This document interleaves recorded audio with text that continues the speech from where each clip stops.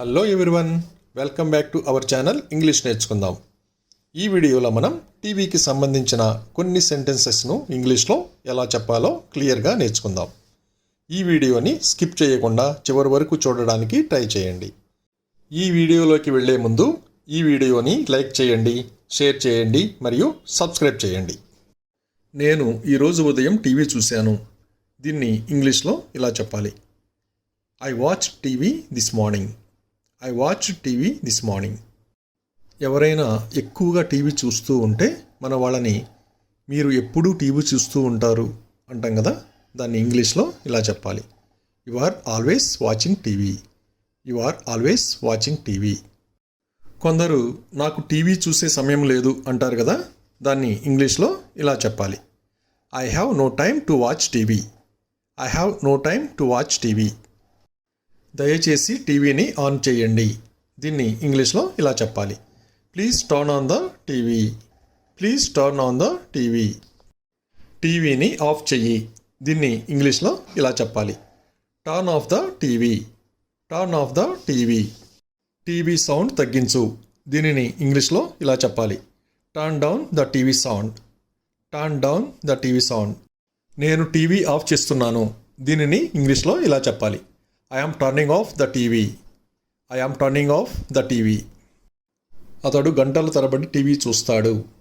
దీన్ని ఇంగ్లీష్లో ఇలా చెప్పాలి. He watches TV for hours. He watches TV for hours. పిల్లలు ఎక్కువసేపు టీవీ చూస్తూ ఉంటే వాళ్ళని టీవీ చూసే బదులు బయటికి వెళ్ళి ఆడుకో అని చెప్తాం కదా, దాన్ని ఇంగ్లీష్లో ఇలా చెప్పాలి. Go out and play instead of watching TV. Go out and play instead of watching TV. మీకు ఇష్టమైన టీవీ షో ఏది?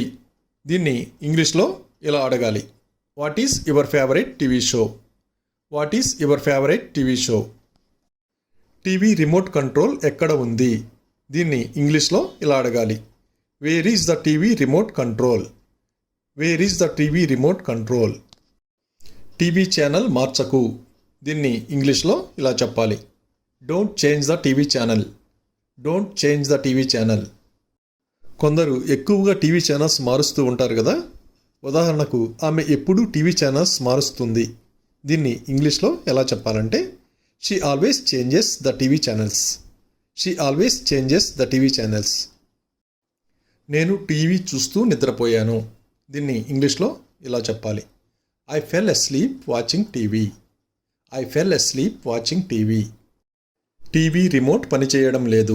దీన్ని ఇంగ్లీష్లో ఇలా చెప్పాలి. The TV remote is not working. The TV remote is not working.